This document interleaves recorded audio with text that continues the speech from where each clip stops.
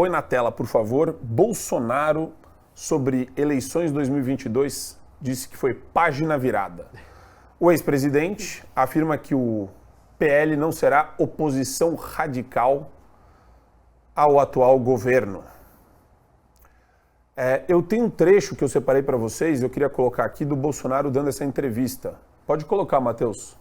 E a gente procura, né, paz, né, porque os problemas que acontecem no Brasil, todo mundo sofre.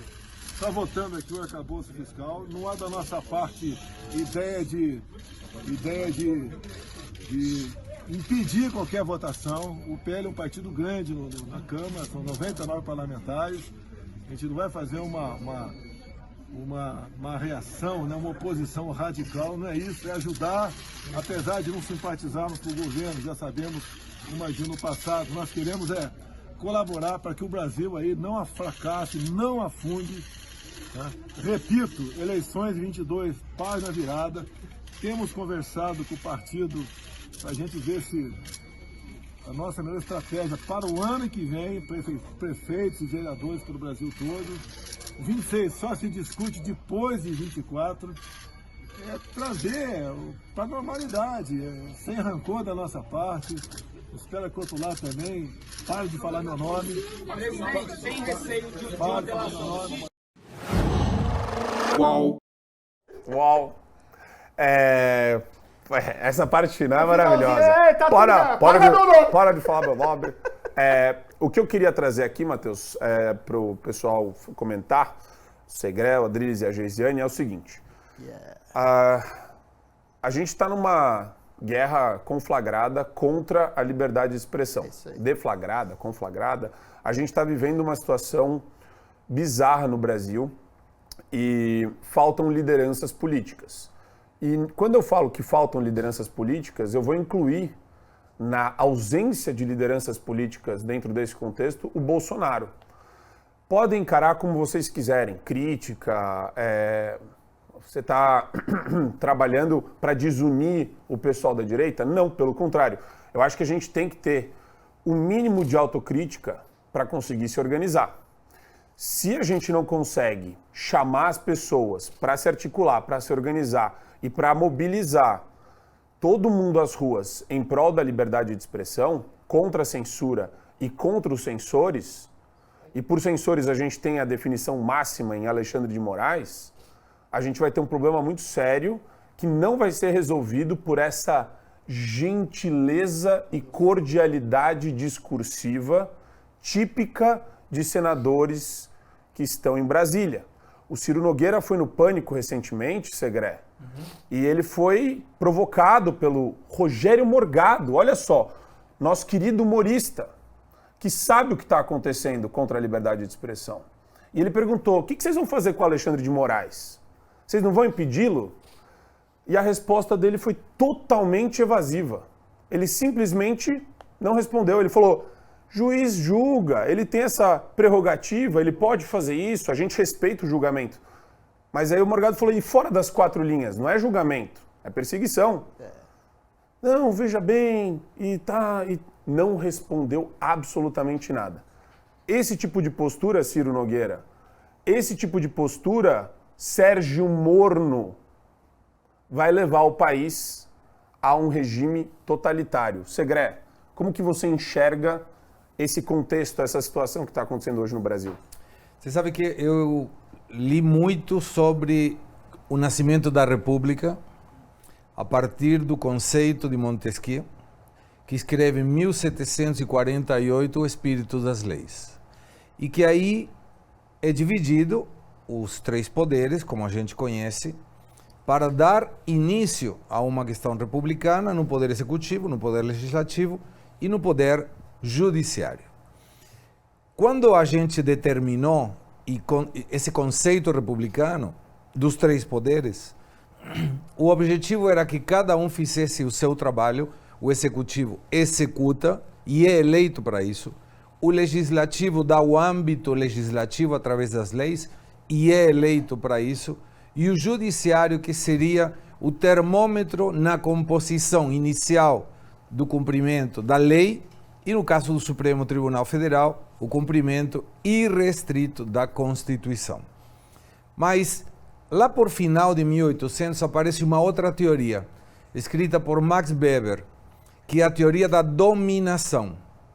E aí é onde começa a complicar essa questão, Marco Antônio, porque quando você vê o que é essa teoria da dominação, você tem uma dominação, por exemplo, social, que por meio de ajuda social, com a desculpa de o Estado te protege, coloca uma dependência e uma chantagem eleitoral muito forte em termos de eu te dou uma ajuda social, você continua me votando. Um bom exemplo é o meu país de nascimento, Argentina.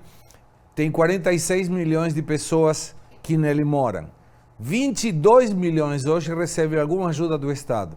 E essa pessoa que recebe alguma ajuda do Estado, em termos gerais, não trabalha, não gera renda, não gera emprego e não tem futuro. Então o Estado domina a pessoa a partir dessa ajuda social e evita que essa pessoa transcenda no futuro e não saiba viver sem a ajuda do Estado. Mas aí volto na outra questão, e o judiciário? Quando Montesquieu explica essa diferença dos três poderes no espírito das leis, ele menciona que o judiciário deve ser invisível e nulo. E essa invisibilidade é precisamente para conseguir fazer o seu trabalho de uma forma objetiva. E o que nós vemos hoje no Brasil não é isso.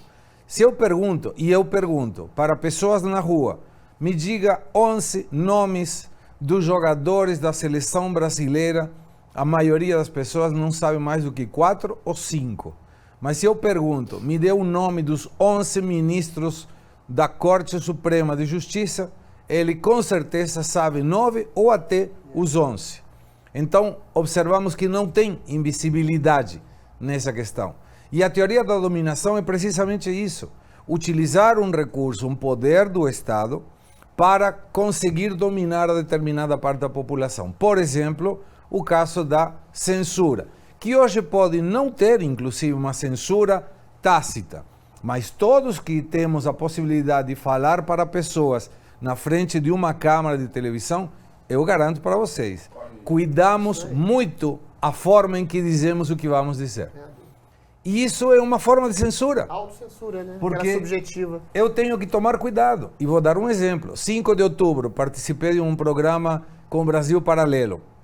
Fiz a seguinte afirmação: o populismo de esquerda é uma questão danina, faz muito mal para qualquer sociedade republicana. Saí desse lugar e a minha conta no Instagram estava em Shadowban.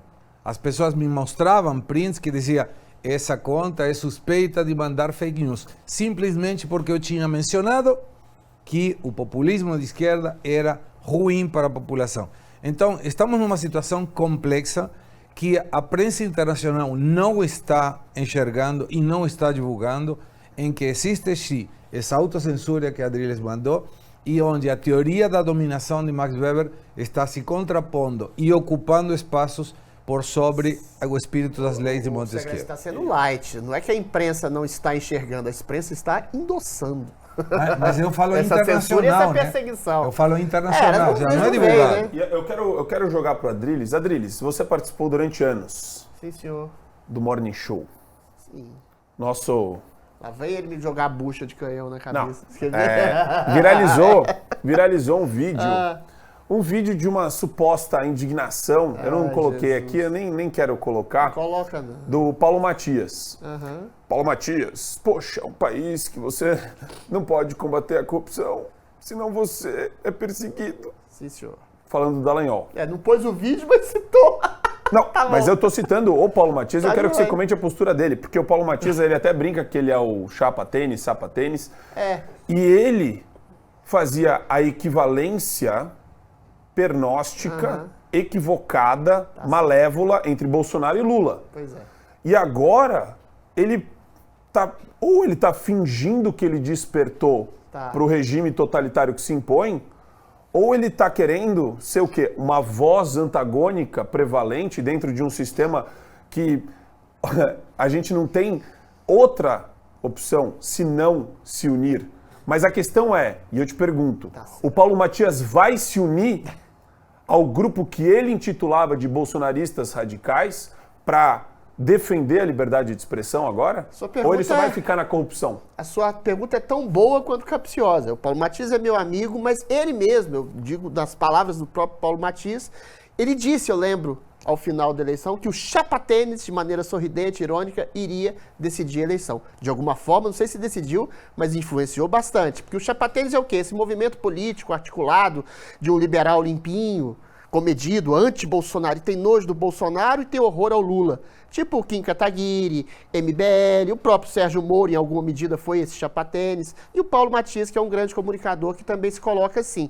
Só que, ao fazer essa falsa equivalência entre Lula e Bolsonaro, um criminoso condenado, apoiador de ditaduras, financiador de ditaduras, chefe do maior esquema de corrupção da história da humanidade, não só do Brasil, e o Bolsonaro, que é um cara meio tosco, meio grosseiro, agora tá meio light, né? Meio paz de amor nesse momento, mas um homem, um presidente com acertos e erros, mas um homem normal, não um criminoso, eles contribuíram, essa chapa-tênis, para a vitória desse governo que é candidato a ditador, numa ditadura instalada já pelo judiciário e num arroubo de destruição econômica que ele disse que veio, né? Ia tirar a lei das estatais, ia romper o teto de gastos, acabar com o marco saneamento básico, uma série de desastres, e ia perseguir pessoas, censurar pessoas, prender pessoas, demonizar a Lava Jato e todo e qualquer tipo de direito do Brasil ligada ao bolsonarismo. Ou seja, Lula disse que veio. Então o chapa-tênis é responsável diretamente, sim, na figura, quer seja do Paulo Matias, do Kim Kataguiri, de outros liberais limpinhos, que eventualmente ajudaram a ascensão ao Lula. Por quê? Porque eles acharam que eles teriam um discurso melhor e mais palatável contra o Lula, que é a personificação do mal. Só que, nesse cálculo político de estratégia de oposição, eles mergulharam o país nesse desastre que está hoje.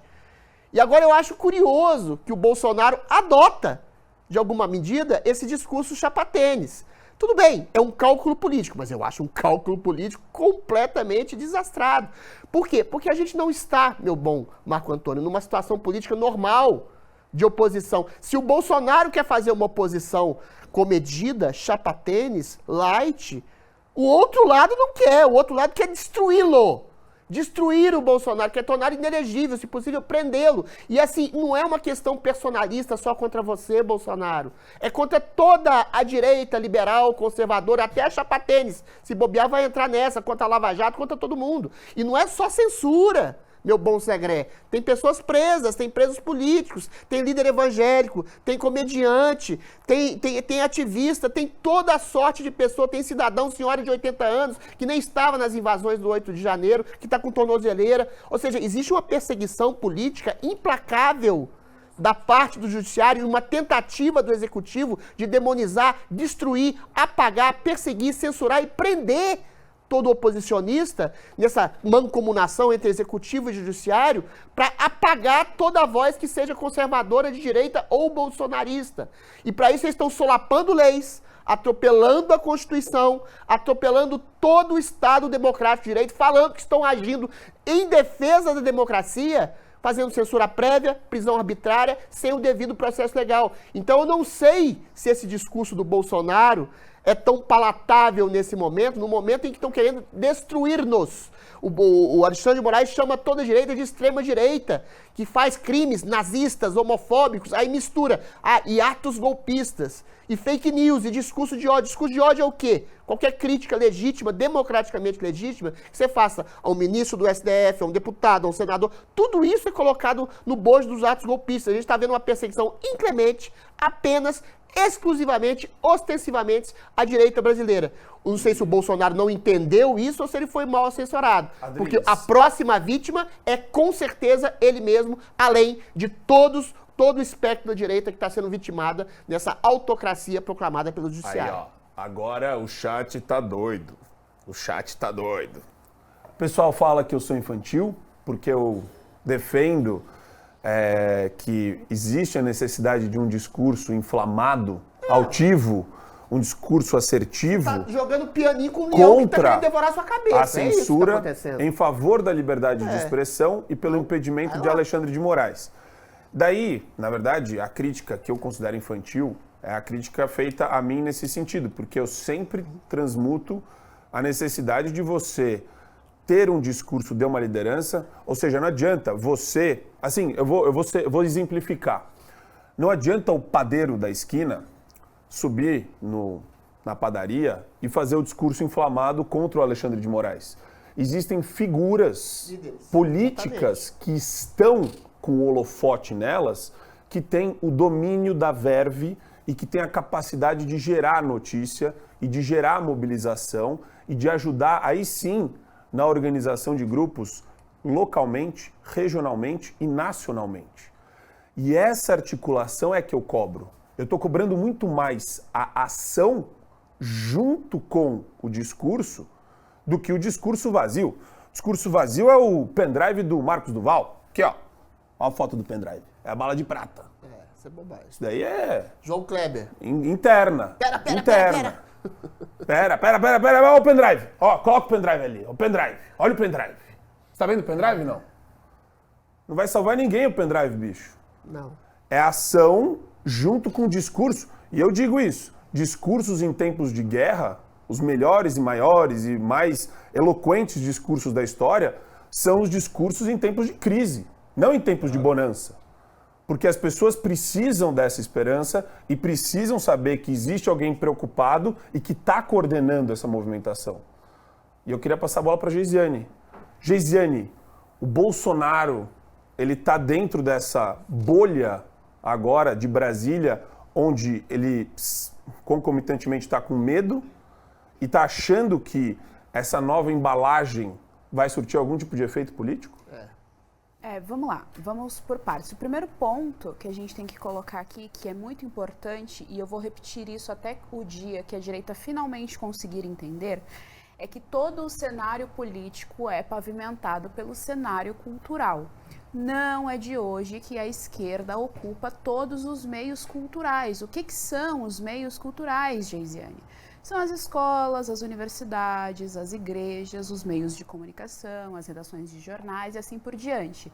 Por isso que nós temos uma imprensa hoje, como a CNN, que abriga a Daniela, nunca sei o nome dela, que é uma pessoa a favor da tirania, que você sente ali uma satisfação na fala dela quando ela vê a ditadura acontecendo. Por quê? Porque a dominação cultural já está toda acontecida por parte da esquerda. Esse é o primeiro ponto. Quando a gente vai falar de política dentro da direita, a gente não tem o menor tipo de estratégia e a gente não tem o menor tipo de militância. E por que a gente não tem militância? Porque a militância ela só é feita, só é realizada quando se tem uma liderança. E a gente nunca teve essa liderança no campo da direita. O Bolsonaro, infelizmente, nunca foi um líder. O que acontece é que no cenário que nós nos encontrávamos e no cenário que nós nos encontramos, o Bolsonaro é o único nome público que tem carisma, que ainda tem um poder ali, ele ainda tem pessoas que estão junto com eles, que estão fechadas com ele, uma população, e é a única figura que consegue mobilizar mais pessoas em prol de uma pauta. Mas que ele é um líder, que ele tem a altivez de um líder, que ele tem a coragem de um líder, ele nunca teve. O exemplo a gente teve durante esses anos de governo lá atrás, com a prerrogativa do presidente de indicar na PF, exato, e aí ele vacilou ali com Alexandre de Moraes, o Alexandre de Moraes viu que ele tinha muita força, muito poder e que não tinha ninguém para bater de frente com ele, se sentiu obviamente mais à vontade para fazer o que vem fazendo, os desmandos do STF. Não tem ninguém à altura com a coragem do Alexandre de Moraes, essa que é a verdade. Esse discurso cai naquilo que o Thomas Sowell explica muito bem no livro Os Ungidos. Para a esquerda, nós não somos sequer humanos. Nós não somos dignos de respeito, nós não somos dignos de uma deliberação. Nós somos dignos de uma eliminação para o cara da esquerda. É isso que a direita não entende. Comunista não quer sentar com você e deliberar. Comunista quer sentar com você e te eliminar. Por isso que eles nos colocam numa categoria de sub-humano, por isso que eles nos demonizam tanto. Como que eles fazem isso? Por meio da guerra semântica. Então nós somos bolsonaristas, extremistas, fascistas, ultracatólicos, ultracristãos e assim por diante. Eles nos colocam como nazistas, racistas, homofóbicos, enfim, tudo aquilo que não presta na sociedade. Eles nos colocam no lugar de uma escória. E nós, como não somos escórias, queremos tratá-los de igual para igual. Nós queremos deliberar, nós queremos conversar, que é a postura do Bolsonaro. Mas não adianta, o comunista não quer conversar com você, ele não quer deliberar com você, ele quer te eliminar. Por quê? Porque ele não enxerga em você uma moralidade. Ele precisa te desumanizar para que aí ele incuta dentro da cultura que ele está fazendo isso por um bem maior, que ele está fazendo isso pela democracia, agora, que é o que aconteceu na Alemanha nazista. A Gisele falou uma coisa agora, o Adelice recentemente foi numa peça, não vou falar o nome da peça, obviamente, né? Mas pois depois tinha alguém que vaiou você, né? Alguém da plateia. Não vaiou não. Foi mas nos bastidores depois. No bastidor... Ele me chamou de nazista, mas o elenco inteiro foi me abraçar. Isso foi engraçado. O elenco inteiro foi te abraçar. Não fala e o mais. nome Não vou falar o nome da peça. Que é bem famoso. Você sabe o que o elenco fez? Chegou para Adelice e falou: a gente fez essas mudanças no enredo a pedido do diretor e do produtor da peça para deixar uma leitura esquerdista. E modernista de uma peça clássica da história aí ele da falou, ópera brasileira. Aí eles chegaram, todos os artistas, os atores, falaram: a gente aqui é tudo direita, mas a gente tem que fazer isso, senão a gente não tem emprego. Porque quem conseguiu a verba da Lei Rouanet é o produtor. É isso aí. Então o produtor encampa várias teses esquerdistas na peça de teatro, lá no musical, e daí os atores têm que dançar conforme a música. Só que é tudo de direita.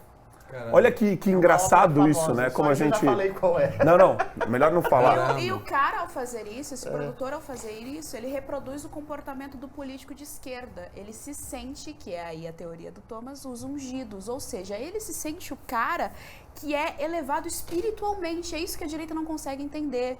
O Alexandre de Moraes, ele se sente elevado espiritualmente, porque para ele e para todos os outros que estão em conluio, ele está fazendo pela democracia, pelo bem. Então, ele perverte o que é o bem e o mal e fala: você que é o mal. Você que é o pecador, que é essa teoria. Você que é o pecador. Se você é o pecador, eu vou te tratar da pior forma possível. Sabe por quê? Porque ele não é Deus. Quando o homem está despido da transcendência, despido de Deus, ele é o maior dos tiranos. Então a gente coloca deuses na terra sem a transcendência que trata o outro como o pior dos pecadores.